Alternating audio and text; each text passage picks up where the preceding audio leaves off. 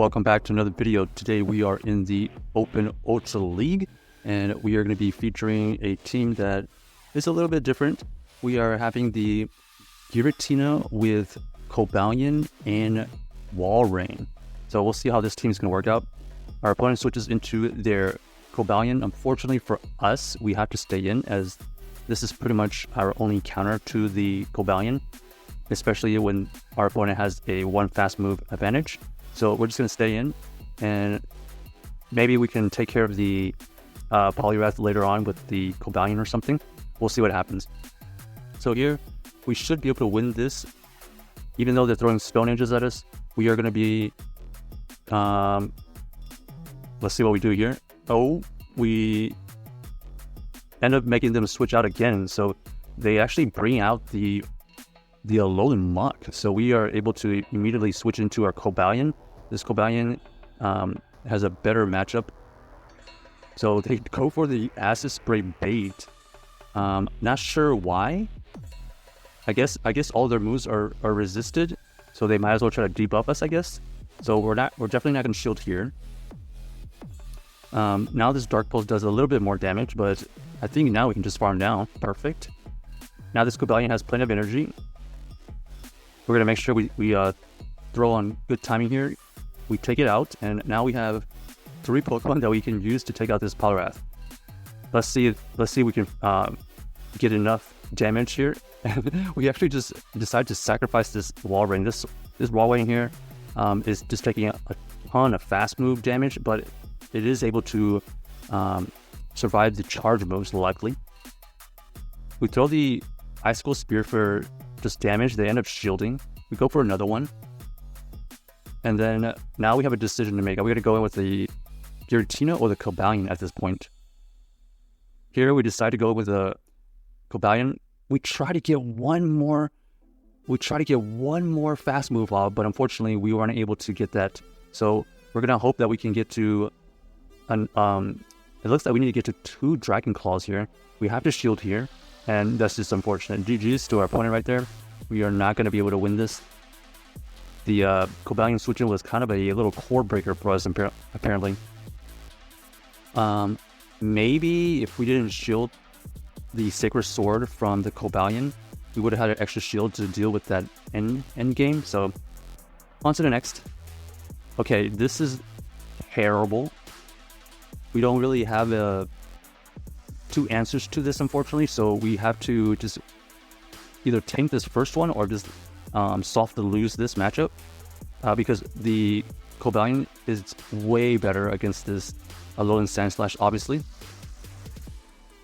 Our opponent throws on CMP, so really good timing by my opponent, and we have to let this Giratina go. Now we're just going to come in with our Cobalion quickly, and we're going to see if we can just farm it down. Unfortunately, they are able to get to a move, and we're just going to tank a draw run here and just put we're going to put the entire game on the Walrein here. Shadow Walrein versus this Tapu Fini, kind of good. We are resisting the fast moves, and we call the bait here, so that is really positive for us. We're going to go for the Earthquake here, just because we don't think they're going to shield, and we actually get it. So that was huge. Now we're going to invest the shields, because now they're forced to shield some of these inefficient Icicle Spears, if that's the case.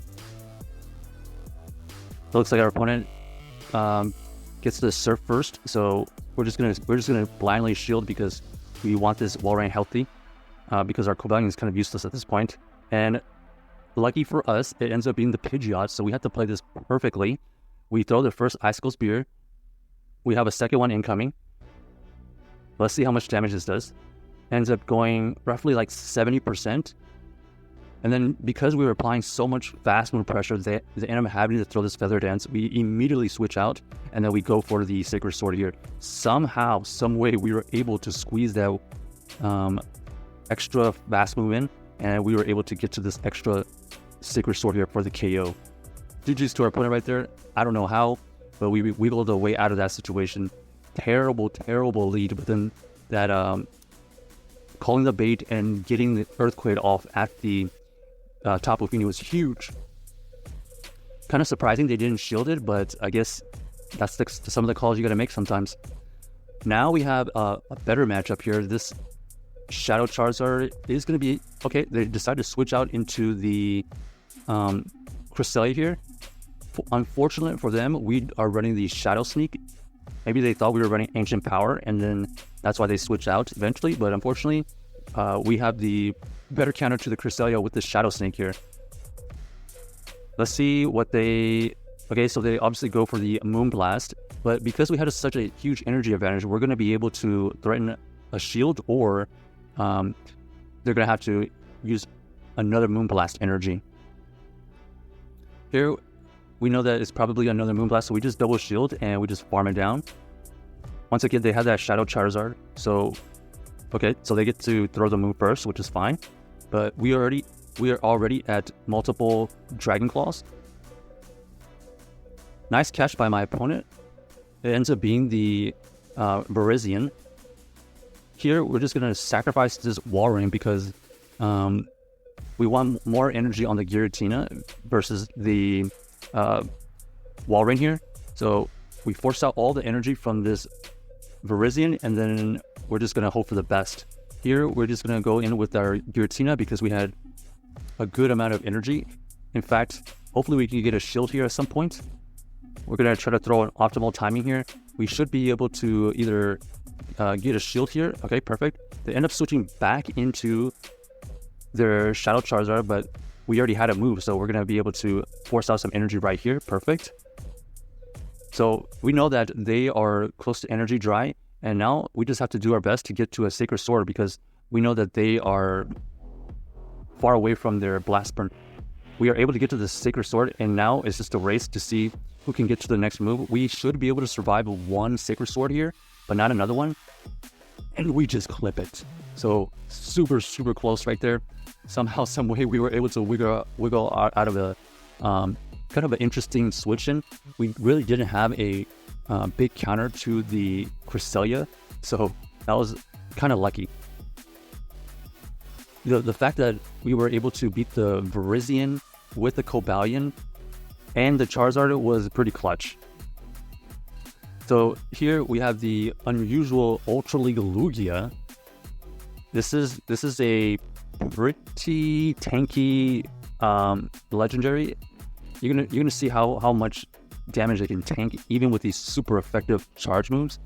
Here we're gonna preserve the health of the Giratina because it is just really tanky. And here is the brand new Greninja. This Greninja is gonna be able to throw some crazy amount of charge moves. It just gets to so many Hydro Cannons and Night Slashes really quickly.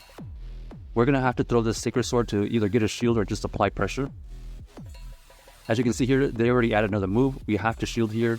We're just trying to apply pressure at this point. This is going to force a shield or is going to KO. Okay. And this is going to take us out. And now we have to come in with our Giratina with some energy because we need to take this out before it's a little too late. It does still know Night Slash, so it'll be able to do super effective Night Slash. We try to surprise them right there, and it looks like they're just stun locked for 1 second, which allowed our Walrein to get some fast move energy advantage, and we're just going to throw an optimal timing here. This Earthquake here is looking to KO. Not quite, so that is not... Okay, this is actually a little bit better for us. The fact that this Cobalion was able to be left with a little bit of extra health, we're going to be able to farm it down, and now we have energy to throw at the Greninja if it comes back. Okay, never mind. Looks like they already had a move, but there you go. It already has a Night Slash. And then here, we note that this Lugia is about 3 fast moves away from their next charge move. And luckily for us, we were able to get it right there. So really close. I don't know how that happened, but GG's to our opponent right there. Let us know if you enjoyed this video and tell us if you are going to give this team a try.